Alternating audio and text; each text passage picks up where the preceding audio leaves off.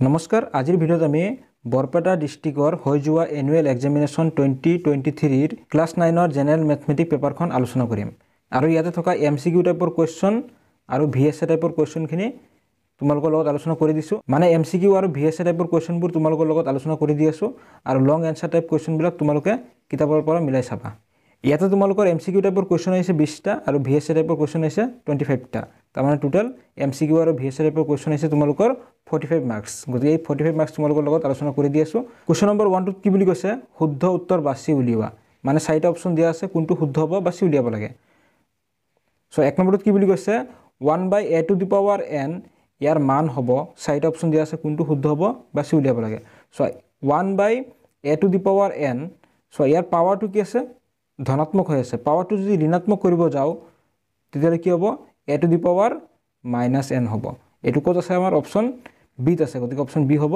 শুদ্ধ উত্তৰ দুই নম্বৰটো সোৱা আটাইতকৈ সৰু পূৰ্ণ সংখ্যাটো হ'ল সো পূৰ্ণ সংখ্যা কোৰ পৰা স্টাৰ্ট হয় পূৰ্ণ সংখ্যা 0 পৰা স্টাৰ্ট হয় গতিকে কত আছে আমাৰ অপচন এ হ'ব শুদ্ধ উত্তৰ যেহেতু পূৰ্ণ সংখ্যা 0 পৰা স্টাৰ্ট হয় গতিকে 0 টো কি হ'ব আটাইতকৈ সৰু পূৰ্ণ সংখ্যা তিনি নম্বৰটোত কি বুলি কৈছে 64 to the power 1/2 ইয়াৰ মান হ'ল সাইড অপচন দিয়া আছে কোনটো শুদ্ধ হ'ব বাছি উলিয়াব লাগে সো কি আছে 64 to the power 1/2 এটুক আমি এনেকৈ লিখিব পাৰো 64 মানে কি 8 স্কয়াৰ লিখিব পাৰো পাৱাৰ কি আছে 1/2 ঘাতে ঘাতে কি হৈ গল পূৰণ হৈ গল তো 2 2 ক্যান্সেল কি ৰৈ গল 8 to the power 1 তাৰ মানে কি 8 এটু কত আছে অপচন বি হ'ব শুদ্ধ উত্তৰ 8 চাৰি নম্বৰ সোৱা তলৰ কোনটো পৰিমেয় সংখ্যা চাৰিটা অপচন দিয়া আছে কোনটো শুদ্ধ হ'ব বাছি উলিয়াব লাগে অপচন সি হ'ব শুদ্ধ উত্তৰ 3/5 এটু p/q আহিত আছে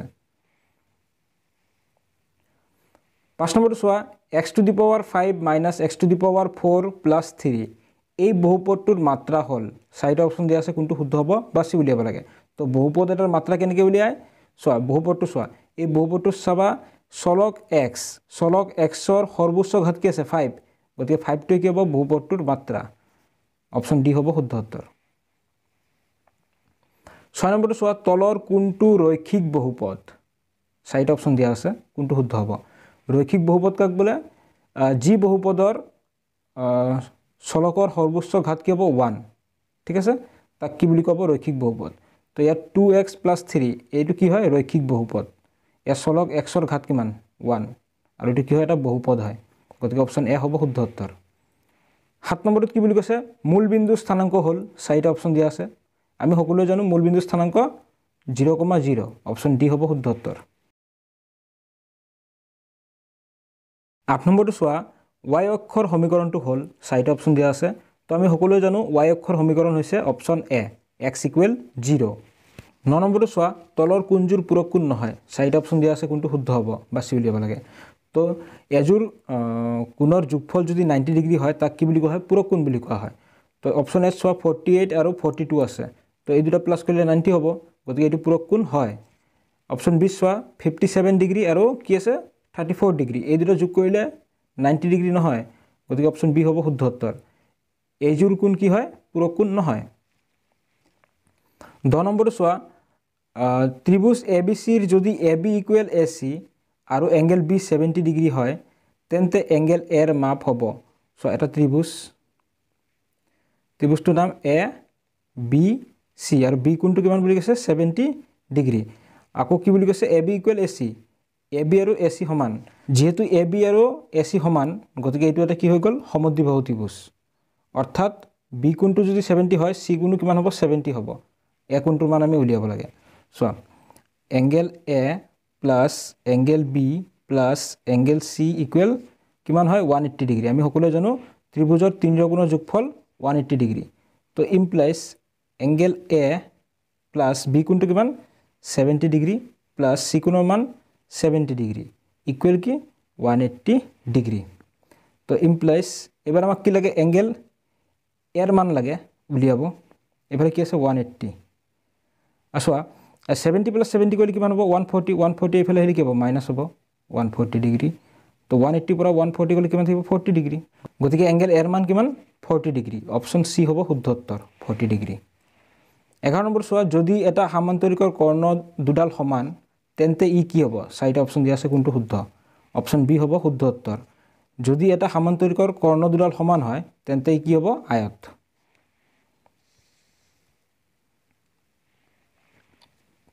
এবাৰ চোৱা যদি দুটা সমান্তৰিক একে ভূমি আৰু একে সমান্তৰালৰ মাজত থাকে তেন্তে সিহঁতৰ কালিৰ অনুপাত হ'ব। চাৰিটা অপশ্যন দিয়া আছে, কোনটো শুদ্ধ হ'ব? অপশ্যন বি হ'ব শুদ্ধ উত্তৰ 1:1। কাৰণ চোৱা যদি দুটা সমান্তৰিক একে ভূমি আৰু একে সমান্তৰালৰ মাজত থাকে তেতিয়াহ'লে কি হ'ব? সিহঁতৰ কালিবিলাক কি হয়? একে একে হয়। তো একে একে কালিৰ অনুপাত কি হ'ব? 1:1 হ'ব। 13 নম্বৰ চোৱা অৰ্ধবৃত্তস্থ কোণৰ মাপ। আমি সকলোৱে জানো অৰ্ধবৃত্তস্থ কোণ এক সমকোণ। এক সমকোণ মানে 90 ডিগ্ৰী। অপশ্যন এ হ'ব শুদ্ধ উত্তৰ 90 ডিগ্ৰী। চক্ৰীয় চতুৰ্ভুজৰ বিপৰীত কোণৰ সমষ্টি। চক্ৰীয় চতুৰ্ভুজৰ বিপৰীত কোণ দুটাৰ যোগফল কিমান? 180 ডিগ্ৰী। অপশ্যন বি হ'ব শুদ্ধ উত্তৰ। 15 নম্বৰ চোৱা হিৰণে আগবঢ়োৱা ত্ৰিভুজৰ কালি সম্পৰ্কীয় শুদ্ধ সূত্ৰটো হ'ল, চাৰিটা অপশ্যন দিয়া আছে, কোনটো শুদ্ধ হ'ব বাছি উলিয়াব লাগে। তো আমি সকলোৱে জানো হিৰণৰ সূত্ৰটো কি আছিল? Option B √s whole into s minus a whole into s minus b whole into s minus c। 16 নম্বৰটো চোৱা এটা অৰ্ধগোলকৰ মুঠ পৃষ্ঠকালি হ'ব, চাৰিটা অপশ্যন দিয়া আছে, কোনটো শুদ্ধ হ'ব বাছি উলিয়াব লাগে। তো এটা অৰ্ধগোলকৰ মুঠ পৃষ্ঠকালি সূত্ৰ আছিল 3πr²। অপশ্যন ডি হ'ব শুদ্ধ উত্তৰ 3πr² হ'ব লাগিছিল, আৰটো ৰৈ গ'ল ইয়াত।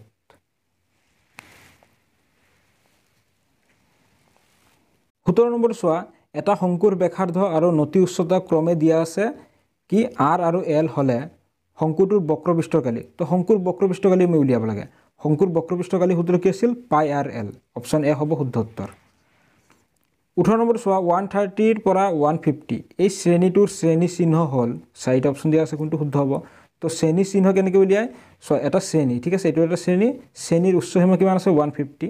উচ্চসীমা আৰু নিম্নসীমা যোগ কৰা হয় 130। যোগ কৰি কি কৰা হয়? 2ৰে ডিভাইড কৰি দিয়া হয়। তো যোগ কৰিলে কিমান হ'ব? 280 হ'ব। 2ৰে ডিভাইড কৰিলে কিমান হ'ব? 140। অপশ্যন চি হ'ব শুদ্ধ উত্তৰ 140। 19 নম্বৰ চোৱা সৰ্বোচ্চ আৰু সৰ্বনিম্ন তথ্যৰ পাৰ্থক্যক কোৱা হয়, চাৰিটা অপশ্যন দিয়া আছে, কোনটো শুদ্ধ হ'ব? তো সৰ্বোচ্চৰ পৰা সৰ্বনিম্ন তথ্য বিয়োগ কৰিলে যিটো পাম তাক কি বুলি কোৱা হয়? ৰেঞ্জ বুলি কোৱা হয় বা পৰিসৰ বুলি কোৱা হয়। অপশ্যন ডি হ'ব শুদ্ধ উত্তৰ। 20 নম্বৰ চোৱা এটা মুদ্ৰা দুবাৰ উৎক্ষেপণ কৰিলে মানে দুবাৰ টছ কৰিলে কমেও দুটা মুণ্ড হোৱাৰ সম্ভাৱিতা, চাৰিটা অপশ্যন দিয়া আছে, কোনটো শুদ্ধ হ'ব? তো এটা মুদ্ৰা যদি আমি দুবাৰ টছ কৰোঁ, চোৱা প্ৰথমবাৰত হেড ওলাব পাৰে, পিছৰ বাৰতো হেড ওলাব পাৰে, কমা প্ৰথমবাৰত হেড ওলাব পাৰে, পিছৰ বাৰত টেল ওলাব পাৰে, প্ৰথমবাৰত টেল, পিছৰ বাৰত হেড ওলাব পাৰে, টেল ওলাব পাৰে, ঠিক আছে। তাৰমানে মুঠ ফলাফল কেইটা হৈ গ'ল? 1 2 3 4। মুঠ সম্ভাৱ্য ফলাফল হৈ গ'ল 4টা, ঠিক আছে। এতিয়া কণ্ডিশ্যন কি বুলি কৈছে? যে কমেও দুটা মুণ্ড হোৱাৰ সম্ভাৱিতা। তো কমেও দুটা মুণ্ড পোৱা ফল কেইটা আছে ইয়াত? ফলাফল এটাই আছে, দুটা মুণ্ড, দুটা হেড। তো 1/4 এইটো ক'ত আছে? অপশ্যন এত আছে। অপশ্যন এ হ'ব শুদ্ধ উত্তৰ। Section B. ছেকশ্যন বিত আমি VSA টাইপৰ কুৱেশ্যন আলোচনা কৰিম। ডাইৰেক্ট তোমালোকে এনচাৰটো লিখি দিলেও হ'ব। কুৱেশ্যন নম্বৰ 2 আছে আমাৰ আগত। ইয়াত কি বুলি কৈছে? 3.52 ইয়াক আমি p/q আৰ্হিত লিখিব লাগে। চোৱা 352 লিখিলোঁ, পইণ্টটো যদি আমি এইবাৰ উঠাই দিওঁ, পইণ্টটো উঠালে কি হ'ব? পইণ্টৰ ঠাইত তলত 1 এটা আহিব, পইণ্টৰ পিছফালে দুটা অংক আছে, দুটা শূন্য আহিব, ঠিক আছে। এইবাৰ আমি 4 তলে ওপৰে কেঞ্চেল কৰিলোঁ। 4 কেঞ্চেল কৰিলে কিমান হ'ব? 4 × 8 = 32, 3 থাকিলে 32, 4 × 8 = 32। 4 100ক 25 বাৰ যাব, মানে 88/25। এইটো হৈ গ'ল আমাৰ 3.52ৰ p/q আৰ্হি। কুৱেশ্যন নম্বৰ 3টো চোৱা 4/5 ইয়াক শতাংশত প্ৰকাশ কৰা। ভগ্নাংশৰ পৰা যদি আমি শতাংশত নিব লাগে কি কৰিব লাগে? চোৱা 4/5 আছে, ইয়াক তুমি 100% দি ইনটু কৰি দিয়া, 100%। তো 5 দি 100 কিমান বাৰ যাব? 20 বাৰ যাব। তো 4 × 20 কিমান হৈ গ'ল? 80%। কুৱেশ্যন নম্বৰ 4 আছে আমাৰ আগত। ইয়াত কি বুলি কৈছে? 2/11 আৰু 1/6 ইহঁতৰ মাজত যিকোনো দুটা পৰিমেয় সংখ্যা লিখা। যিকোনো দুটা পৰিমেয় সংখ্যা লিখিব লাগে। চ' প্ৰথমতে কি কৰিবা? হৰকেইটা একে একে বনাই লোৱা। চ' 2/11 আছে আৰু এইফালে কি আছে? 1/6 আছে। তো আমি কি কৰিম? হৰকেইটা প্ৰথমতে একে একে কৰি লওঁ। আৰু 2/11ক আমি তলে ওপৰে 6ৰে ইনটু কৰিছোঁ। 6 × 11 66, 6 × 2 12। এইফালেও কৰা 6 × 11 66, 1 × 11 11। এতিয়া চোৱা 12/66 আৰু 11/66 ইহঁতৰ মাজত p/q আৰ্হিত থকা ইহঁতৰ মাজৰ পৰিমেয় সংখ্যা নাই, গতিকে তুমি ইয়াত আৰু অলপ ডাঙৰ কৰি লোৱা। হৰকেইটা একে থাকিব লাগিব। 3 দি তলে ওপৰে ইনটু কৰিলোঁ, ঠিক আছে।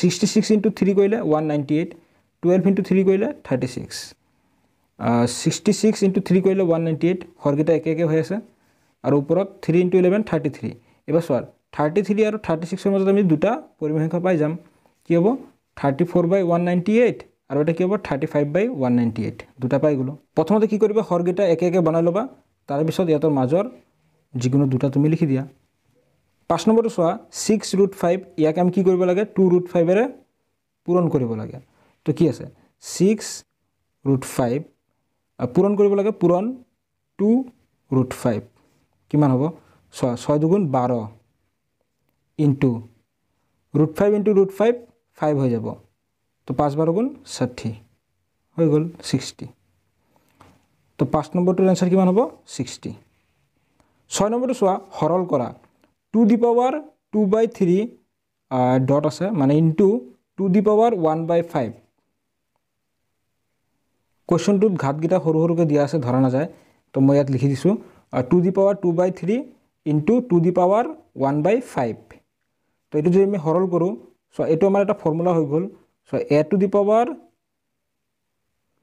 m into a to the power n এটো ফৰ্মুলা থাকিলে আমাৰ কি হয় সো a যদি একে থাকে a থাকিল ওপৰত ঘাতগিটা কি হৈ যাব যোগ হৈ যাব পুৰণা ক্ষেত্ৰত ঘাতগিটা কি হয় যোগ হয় তো ইয়াত যেহেতু পূৰণ কৰিব লাগে আমি তো ঘাতগিটা কি হ'ব যোগ হ'ব 2/3 প্লাস 1/5 আর 2 3 আৰু 5 ৰ লসাগু কিমান হৈ গল 15 3 দি 15ত 5 বাৰ যাব 5 দুগুণ 10 5 দি 15 3 বাৰ যাব 3 1 গুণ 3 10 plus 3 13 বাকি আছে 15 গতিকে সোৱা হৰল কৰাৰ পিছত গতিকে 2 the power 2/3 into 2 the power 1/5 এখিনি হৰল কৰিলে আমি आंसर কি পাও 2 the power 13/15 7 নম্বৰটো সোৱা উৎপাদক বিশ্লেষণ কৰা x square minus 25 ইয়াক যদি আমি উৎপাদক বিশ্লেষণ কৰিব লাগে সো কি আছে x square minus 25 আছে 25 মানে কি হয় 5 স্কয়াৰ লিখিব পাৰো আমি ঠিক আছে তো ইকুৱেল সো এটো a square minus b square আহিত পৰি গল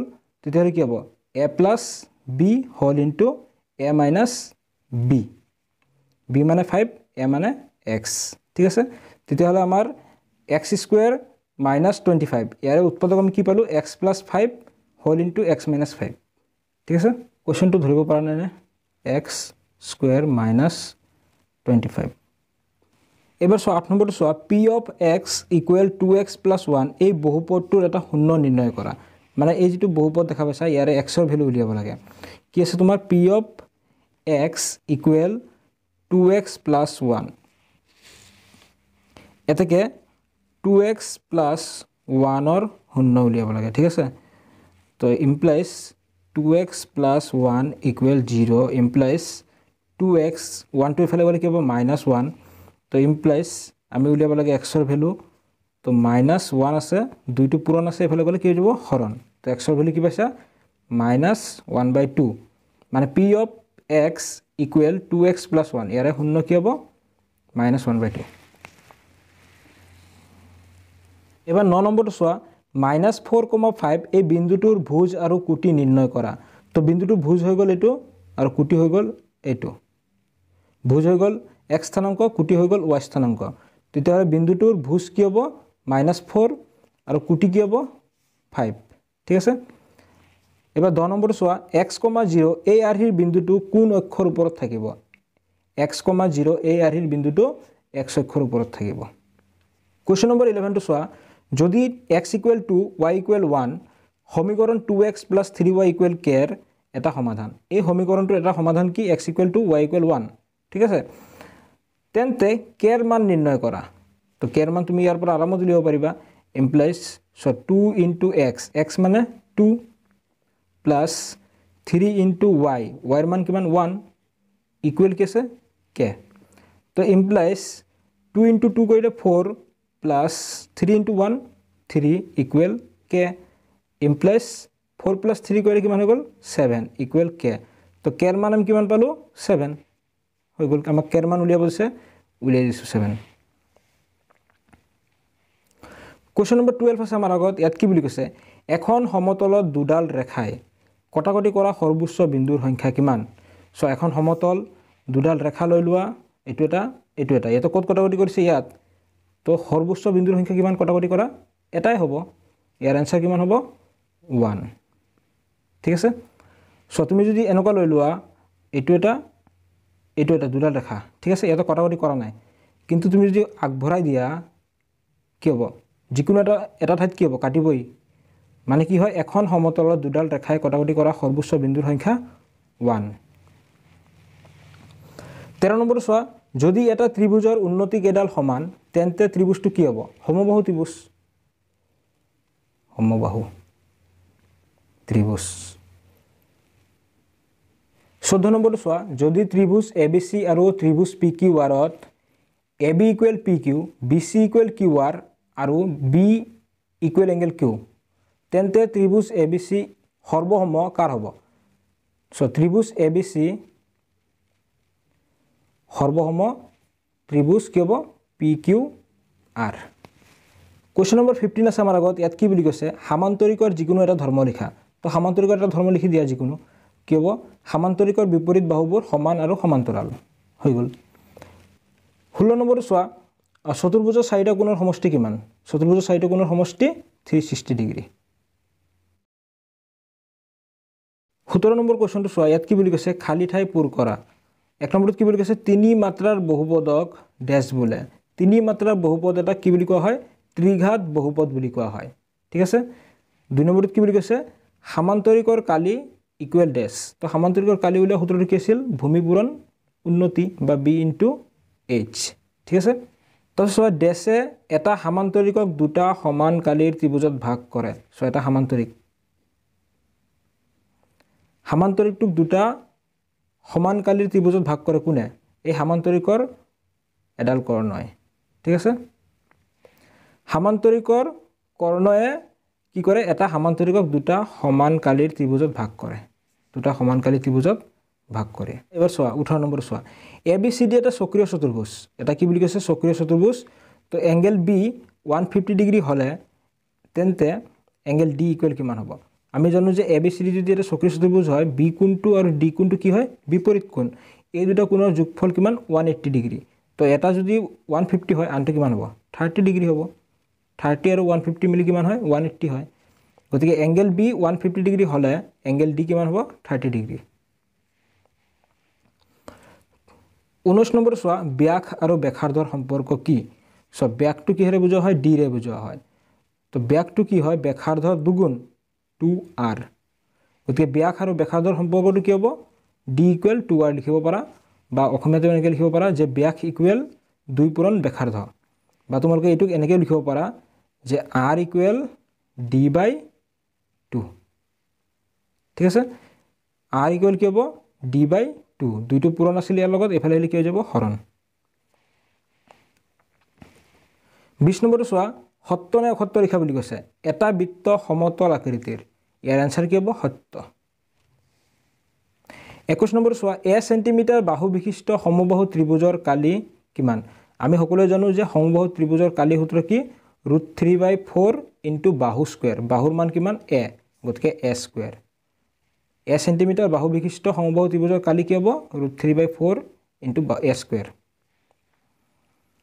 22 নম্বৰ চোৱা r ব্যাসাৰ্ধ বিশিষ্ট গোলক এটাৰ আয়তন কিমান তো গোলকৰ আয়তনৰ সূত্ৰ 4/3 πr3 23 নম্বৰ চোৱা এটা ঘনকৰ কাষৰ দৈৰ্ঘ্য 4 সেন্টিমিটাৰ হলে ঘনকটোৰ আয়তন কিমান তো ঘনকৰ আয়তনৰ সূত্ৰ কি বাহু কিউব বা a কিউব তো বাহুৰ মান কিমান দিয়া আছে 4 কিউব মানে 4 * 4 * 4 4 4 গুণ 16 16 4 গুণ কিমান 64 গতিকে এটা ঘনকৰ কাষৰ দৈৰ্ঘ্য 4 সেন্টিমিটাৰ হলে ঘনকটোৰ আয়তন কি হ'ব 64 সেন্টিমিটাৰ কিউব কোৱেশ্চন নম্বৰ 24 আছে আমাৰ আগত ইয়াত কি বুলি কৈছে যে উচ্চ সীমা যোগ নিম্ন সীমা বাই 2 এটো কাৰ ফৰ্মুলা আছিল এটো আছিল আমাৰ শ্ৰেণী চিহ্ন উলিওৱাৰ ফৰ্মুলা শ্ৰেণী চিহ্ন উলিওৱাৰ ফৰ্মুলা কি উচ্চ সীমা যোগ নিম্ন সীমা বাই 2 সো এতিয়ালৈকে তোমালোকৰ লগত এমসিকিউ টাইপৰ কোৱেশ্চন আৰু ভিএছএ টাইপৰ কোৱেশ্চন বিলাক আলোচনা কৰিলো এবাৰ আমি সেকশন সি ৰ পৰা লং এনসাৰ টাইপৰ কোৱেশ্চনবোৰ আলোচনা কৰিম আৰু এই কোৱেশ্চনবোৰ তোমালোকে চাই যোৱা